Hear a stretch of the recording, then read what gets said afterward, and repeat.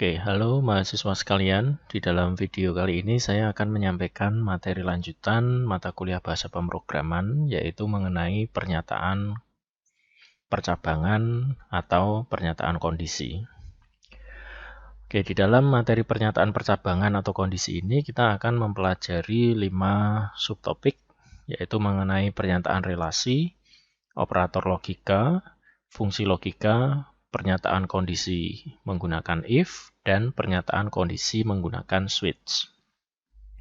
Oke, yang pertama kita akan membahas mengenai pernyataan relasi. Oke, untuk pernyataan relasi ini di MATLAB ini ada 6 tipe pernyataan relasi, di mana setiap pernyataan relasi atau operasi relasi dan logika ini akan menghasilkan 2 nilai, yaitu nilai benar atau sering disimbolkan dengan angka 1, atau nilai salah yang disimbolkan dengan angka 0. Kemudian untuk tipe operator ada 6. Ya. Yang pertama dituliskan dengan tanda sama dengan 2 buah yang menyatakan persamaan. Kemudian dituliskan dengan tanda sama dengan didahului tanda seperti ini untuk menyatakan pertidaksamaan. Kemudian tanda lebih besar ini sama seperti yang sering kita gunakan di dalam matematika maupun di dalam beberapa software atau aplikasi untuk perhitungan. Kemudian kurang dari dan ada lebih besar dari sama dengan dan kurang dari sama dengan. Oke, tipe-tipe operator ini ketika kita gunakan di dalam MATLAB ini berguna sebagai pernyataan relasi atau untuk menentukan kondisi, di mana di dalam pernyataan relasi atau kondisi ini kita biasanya membandingkan 2 parameter atau 2 variabel. Oke, berikut adalah contoh penggunaan operator-operator yang tadi sudah kita lihat di depan. Jadi yang pertama adalah operator persamaan, yaitu dituliskan dengan tanda sama dengan 2 seperti ini. Di sini kita menuliskan 1 sama dengan 1.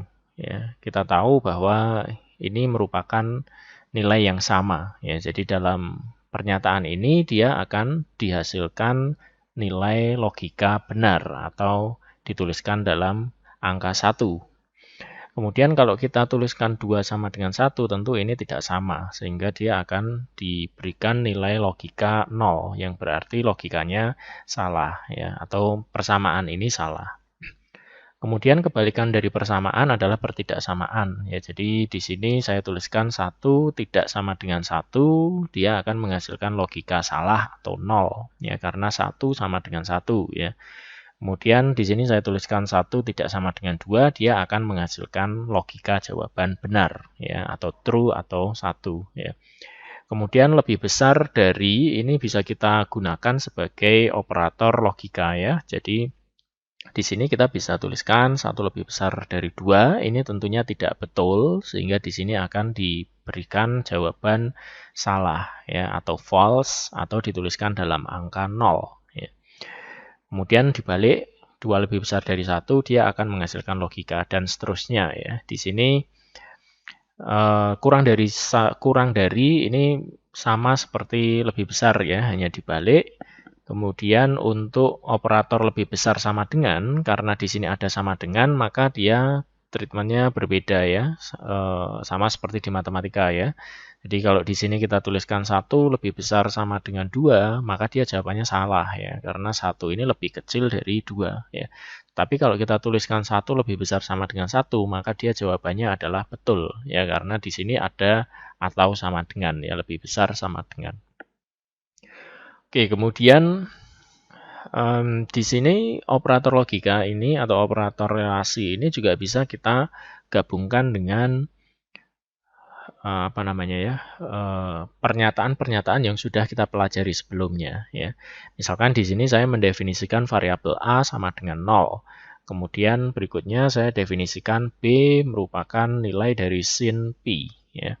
Kemudian saya ingin mempersamakan, ya, atau melakukan pernyataan relasi antara A dan B. Ya. Di sini A bernilai 0, ya, kemudian sin P ini dia bernilai 0 ya. Di sini dia logikanya salah ya. Kemudian kalau kita tuliskan A tidak sama dengan B, dia logikanya betul ya. Oke, berikutnya adalah operator logika ya. Nah, operator logika ini sama seperti tabel yang tadi sudah saya berikan di depan ya. Ini ada sama dengan, ada tidak sama dengan, lebih besar, kurang ya, lebih kecil, lebih besar sama dengan, dan lebih kecil sama dengan ya. Nah, tetapi di dalam MATLAB ini kita bisa menuliskan operator tadi dengan simbol-simbol tertentu ya.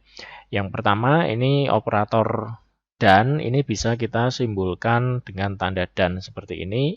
Kemudian juga bisa kita tuliskan dengan tanda seperti ini ya. Kemudian tanda atau ini bisa kita tuliskan menggunakan garis tegak ya, yang biasanya ada di bawah tombol backspace ya di dalam PC maupun di laptop Anda ya. Oke, kemudian di sini ada inclusive OR, kemudian ada exclusive OR ya. Di sini kita bisa menggunakan operator ini dengan menuliskan keyword SOR ya. Kemudian not ini sama seperti pada operator yang sebelumnya ya, yang bisa dituliskan dengan simbol seperti ini ya. Oke, berikutnya fungsi logika ini sama ya, dia akan mengembalikan nilai benar atau true atau 1 jika kondisi yang kita berikan itu terpenuhi ya. Sebaliknya dia akan memberikan nilai salah atau 0 jika kondisinya tidak terpenuhi ya. Oke, kemudian di sini ada beberapa fungsi logika yang mungkin akan berguna ketika Anda membuat suatu program menggunakan MATLAB ya.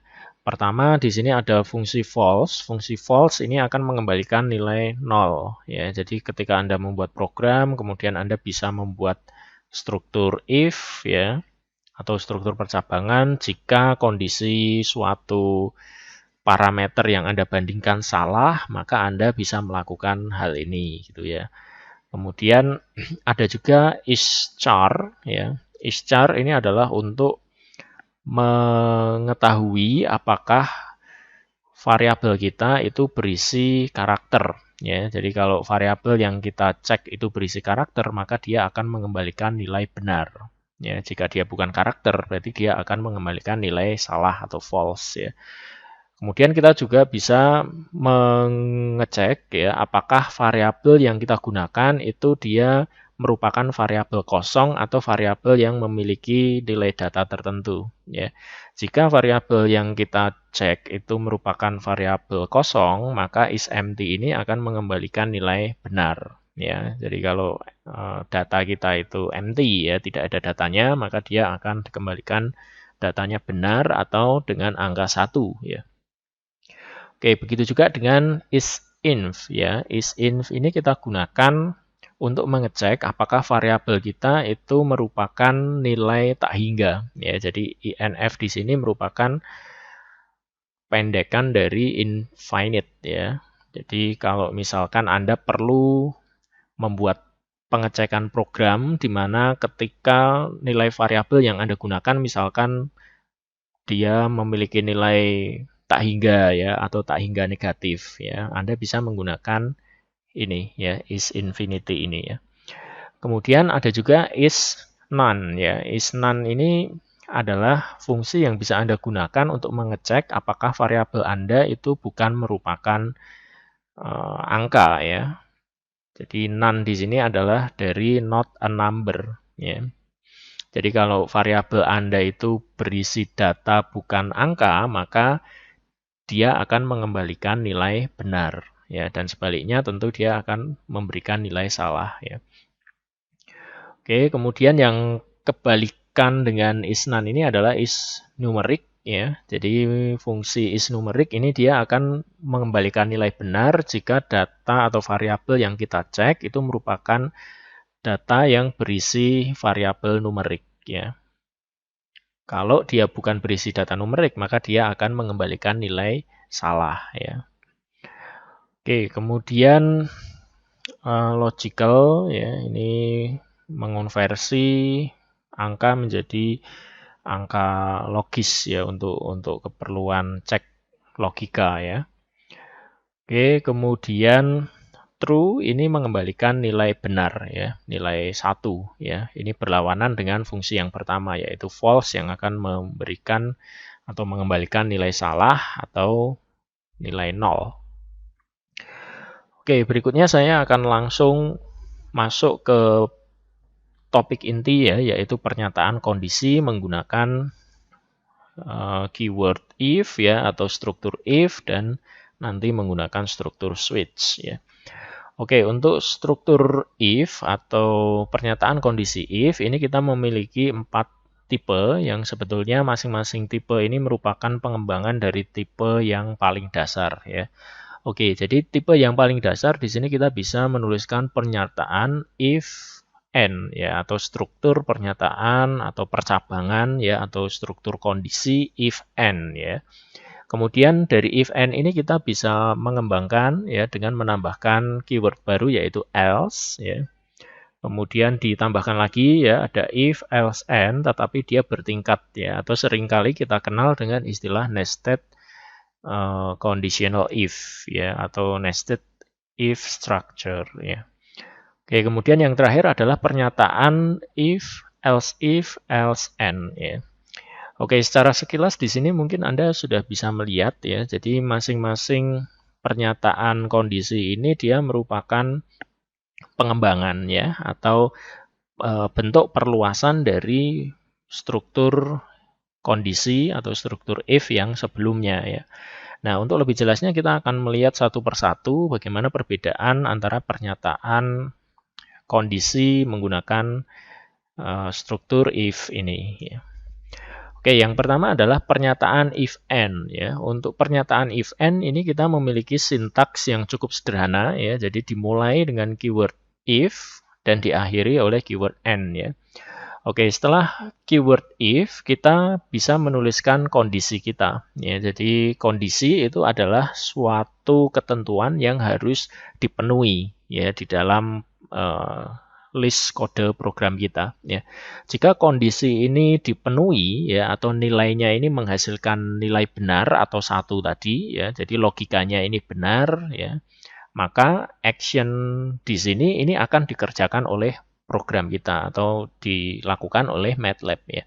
Nah, apa yang terjadi kalau misalkan kondisinya tidak terpenuhi ya? Jika condition ini tidak terpenuhi, maka MATLAB akan melompati action ini ya. Jadi misalkan dia mengerjakan baris kode di sini, kemudian ada struktur if di sini, tetapi kondisinya tidak terpenuhi, maka dia akan melompat ke sini dan mengerjakan program baris kode program berikutnya ya.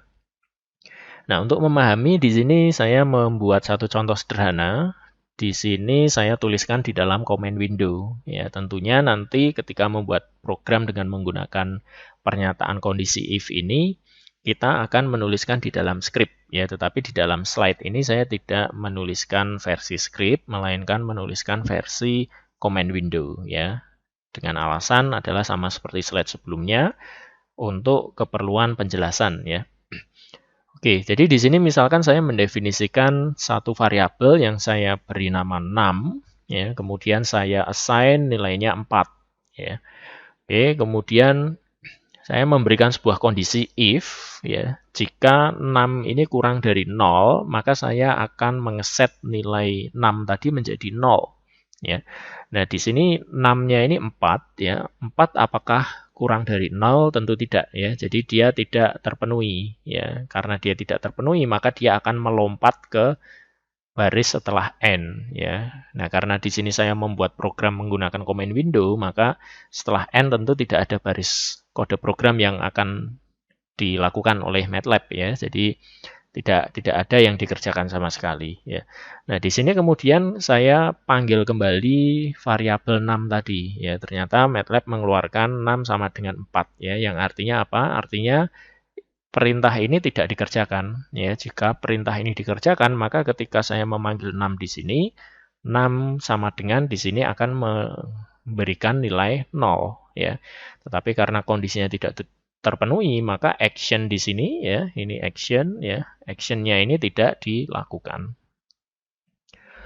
Oke, berikutnya di sini saya ingin menampilkan bentuk pernyataan percabangan atau kondisi if else and ya. Oke, mungkin dari namanya Anda sudah bisa melihat ya, if kita artikan jika ya, kemudian else lainnya ya, kemudian and tentu adalah mengakhiri ya. Oke, sintaksnya masih mirip ya dengan yang tadi, hanya ketambahan else di sini ya. Jadi if kondisinya apa, kemudian di sini ada action, saya berikan nama action 1 ya. Kemudian ada else action 2 kemudian and ya. Kondisi tadi sama ya, merupakan kondisi yang harus dipenuhi ya atau syarat yang harus dipenuhi. Kemudian action 1 ini adalah baris kode program yang akan dieksekusi atau akan dilaksanakan apabila kondisi ini dipenuhi ya. Nah, bagaimana kalau kondisi ini tidak dipenuhi ya? Pada contoh sebelumnya karena tidak ada else, maka begitu kondisi ini tidak dipenuhi dia akan lompat ke bawah ya. Nah, sekarang untuk pernyataan kondisi tipe kedua ini, jika kondisinya ini terpenuhi, dia akan melakukan action 1 ya. Nah, kalau kondisinya ini tidak terpenuhi, maka dia akan melakukan action 2, yaitu baris kode program setelah keyword else, yang artinya lainnya ya. Jadi lainnya benar apa? Ya salah ya. Kalau kondisinya di sini salah, ya tentu dia akan masuk ke lainnya ya. Nah, untuk memahami ini kita bisa lihat contoh sederhana berikut ya. Oke, jadi di sini saya menuliskan variabel yang sama 6. Kali ini saya isi dengan angka 11 ya. Kemudian saya tuliskan kode program if 6 kurang dari 7 ya. Jika angka ini kurang dari 7, maka saya akan menampilkan angka yang dimasukkan kurang dari 7 ya. Lainnya adalah angka yang dimasukkan lebih besar atau sama dengan 7 ya. Kemudian ini saya close end dan saya enter, maka dia akan menampilkan angka yang dimasukkan lebih besar dari 7.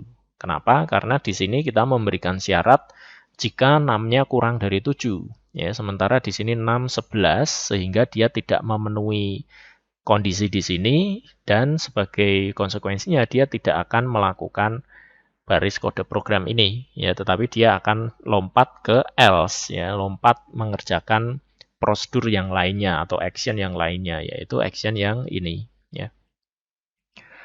Oke, berikutnya adalah pernyataan if else and bertingkat atau seringkali disebut sebagai nested if structure atau if condition ya, atau nested if ya. Oke, untuk nested if ini memiliki struktur sintaks yang mungkin bisa dibilang kurang efisien ya. Oke, coba kita lihat di sini sama ya, ada if, kemudian saya tuliskan condition 1 diikuti action 1 ya. Kemudian dia else ya, kemudian diikuti if lagi, condition 2, action 2 ya. Kemudian else, misalkan saya akan selesai di sini ya. Ini else action 3 ya, kemudian NN ya. Nah, jumlah N di sini ini harus sama dengan jumlah if-nya di sini. Ya, kalau if-nya di sini ada 2, maka dia harus ada 2N ya. Jika Anda membuat nested if ini sampai tingkat 10 ya, berarti Anda if-nya tadi ada 10, kemudian N-nya juga akan ada 10. Nah, inilah yang saya maksudkan tidak efisien ya, karena Anda harus menuliskan N-nya ini berkali-kali ya. Di samping dia juga bisa jadi menyebabkan terjadinya kesalahan ya. Jadi misalkan di sini Anda menuliskan if-nya sampai 10 tingkat, tetapi di sini n-nya Anda hanya menuliskan 9 ya, maka akan kekurangan 1 n ya. Nah, tentunya MATLAB juga tetap akan memberikan warning ya, karena Anda melakukan kesalahan sintaks ya. Nah, ingat di beberapa pertemuan sebelumnya saya pernah menjelaskan mengenai beberapa tipe kesalahan ya pada bahasa pemrograman, di mana salah satunya adalah yang paling mudah untuk ditemukan kesalahannya adalah ini ya, error atau kesalahan sintaks ya, atau kesalahan tata bahasa.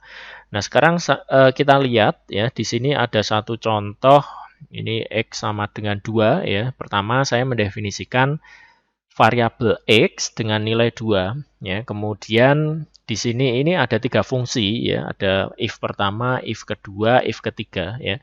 Jadi fungsi pertama ini jika X-nya ini kurang dari min 1, maka saya akan mengeset Y sama dengan 1 ya. Jadi ini fungsi ini sebetulnya adalah fungsi matematika ya, di matematika 1 Anda mempelajari mengenai fungsi apa namanya itu ya? Fungsi yang terdefinisi secara terpatah-patah ya, atau fungsi discontinue ya. Nah, di sini fungsinya ini didefinisikan discontinue pada sekitar min 1 dan 2 ya. Pada min 1 ini didefinisikan 2 dan pada 2 ini juga didefinisikan 2 ya, sehingga ada 3 definisi fungsi ya. Jadi kalau x-nya kurang dari min 1, y-nya akan kita set 1 ya. Kalau x-nya ini ada di antara min 1 dan 2 ya. Jadi ini lebih besar dari sama dengan min 1 dan kurang dari sama dengan 2, maka dia akan dihitung y-nya adalah x kuadrat ya. Oke, kemudian kalau x-nya lebih besar dari 2, maka y-nya akan kita set 4 ya. Jadi ini kalau kita gambarkan fungsinya mungkin seperti ini ya. Ini mulai dari x min 1 ya. Jadi mulai dari sini ini begini ya. Kemudian kurang ya, kurang dari min 1 ya. Jadi kurang dari min 1, misalkan ini min 1 ya, kemudian dia sampai berapa itu? 2 ya. 2 di sini ya. Jadi di sini ini dia konstan ya.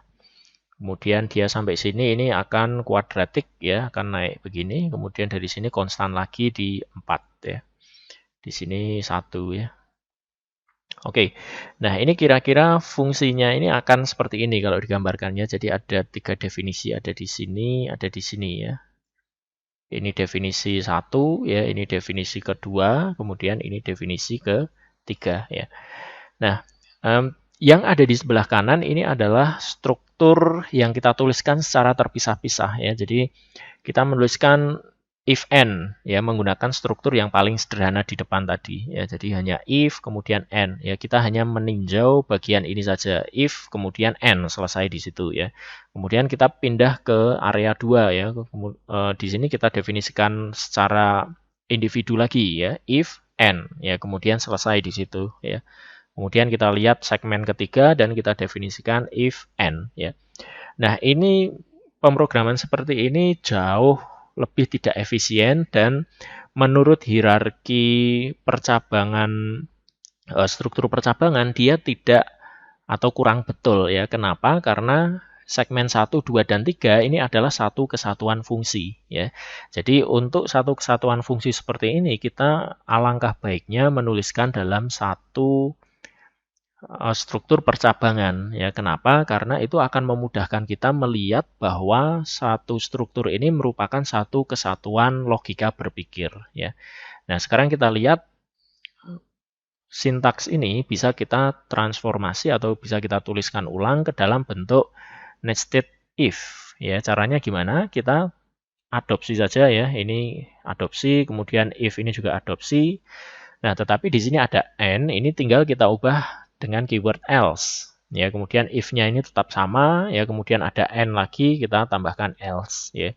Kemudian ingat tadi karena di sini ada 2 if, maka di bawah harus ada 2 n ya. Oke, kemudian saya masukkan di sini y, maka dia akan keluar jawabannya 4 ya. Kenapa? Karena di sini kita masukkan x-nya sama dengan 2 ya. Sedangkan di sini x sama dengan 2 ini akan dihitung berdasarkan logika dari fungsi kedua ya, yaitu x lebih besar dari sama dengan min 1 dan kurang dari sama dengan 2 ya. Jadi 2 ikut di sini, maka dia akan dihitung menggunakan rumus kedua, yaitu y sama dengan x kuadrat ya. 2 kuadrat 4 ya. Nah, kebetulan dia nilainya sama dengan fungsi else yang ketiga ya. Kenapa? Karena tadi saya sudah menggambarkan di sini ya. Jadi kurang dari min 1 ini nilainya 1 ya. Kemudian antara min 1 sampai 2 ini kuadratik. Kemudian lebih besar dari 2, ini dia akan konstan lagi dinilai y sama dengan 4. Oke, kemudian bentuk if berikutnya ya, atau struktur if berikutnya adalah bentuk yang paling optimal ya, yaitu bentuk yang seharusnya kita adopsi ya. Yaitu pernyataan if, else, and ya. Untuk sintaksnya kita bisa menuliskan seperti ini. Pertama tetap if, kemudian and ya di bagian akhir ya. Kemudian setelah if ini kita bisa tuliskan kondisi 1 diikuti dengan aksi 1 ya jika kondisi 1 ini terpenuhi ya. Jika kondisi 1 ini tidak terpenuhi, maka dia akan masuk ke if kedua yang kita tuliskan sebagai else if ya. Dilanjutkan dengan kondisi kedua ya. Jika kondisi kedua ini dipenuhi, maka aksi kedua ini akan dilakukan ya. Jika tidak, kita bisa berikan else if lagi kalau kita mau ya. Jadi misalkan saya ingin menuliskan kondisi ketiga, maka di sini saya bisa tuliskan else if kondisi 3 action 3 ya. Kemudian seterusnya ya sampai seberapa kondisi if yang kita butuhkan ya. Oke, jika kondisi if-nya sudah terpenuhi, maka kita bisa tutup dengan menggunakan else yang artinya lainnya ya. Jadi selain kondisi 1 ya dan kondisi 2 ya. Kondisi lainnya apa? Dia akan melakukan aksi yang ketiga ya, kemudian N ya. Oke, nah di sini ada sintaks yang tadi ya atau baris kode program yang tadi dituliskan per segmen ya. Ini adalah fungsi yang sama dengan contoh sebelumnya ya. Oke, jadi di sini kita bisa mengubah ke dalam bentuk else if ya. Caranya sama ya, ini kita adopsi, kemudian yang N, ini karena diikuti if, maka kita bisa menuliskan else if. Ya, kemudian syaratnya ini tinggal kita copy ke sana ya, kemudian fungsinya juga. Kemudian di sini ada syarat ketiga sebetulnya ya, ini ada if syarat ketiga, ini boleh kita tuliskan else if ya, jika ini lebih besar 2, kemudian ini ya itu boleh, atau kita bisa tuliskan else saja. Kenapa? Karena tadi kita ada 3 segmen ya. If pertama sudah untuk segmen pertama, kemudian else if untuk segmen kedua ya, maka sisanya hanya ada 1 segmen ya. Berarti kita bisa menggunakan else karena ini yang lainnya dari 2 kondisi yang sudah kita definisikan ya. Oke, jadi Anda boleh menggunakan else if atau Anda boleh menggunakan else ya. Oke, tetapi jika Anda menggunakan else if, mungkin akan membuat program kita itu secara teoritis sedikit lebih lambat. Ya, kenapa? Karena setelah else if itu Anda harus melakukan pengecekan ini, ya, atau program MATLAB harus melakukan pengecekan ini. Berbeda kalau menggunakan else, ya. Kalau menggunakan else, begitu 1, 2 tidak terpenuhi, ya tentu dia akan menghitung ini. Ya. Tetapi kalau di sini kita tuliskan else if, kemudian kita tuliskan X lebih besar 2, maka dia akan membandingkan dulu ya apakah X-nya itu lebih besar dari 2 atau enggak. Ya. Meskipun akan menghasilkan nilai yang sama, tetapi saya akan merekomendasikan Anda untuk menuliskan dengan cara seperti ini ya karena sudah tidak ada fungsi lainnya ya. Jadi kita bisa menggunakan else. Oke, jadi itu tadi merupakan struktur percabangan kondisi menggunakan keyword if ya atau struktur if ya.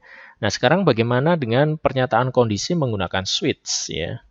Oke, untuk pernyataan kondisi menggunakan switch ini hanya ada 1 sintaks saja ya, yaitu menggunakan keyword switch, kemudian diikuti switch expression ya. Switch expression ini sebetulnya sama dengan bukan kondisi ya, dia merupakan variabelnya ya, variabel yang mau kita variasikan ya atau variabel yang ingin kita perbandingkan ya.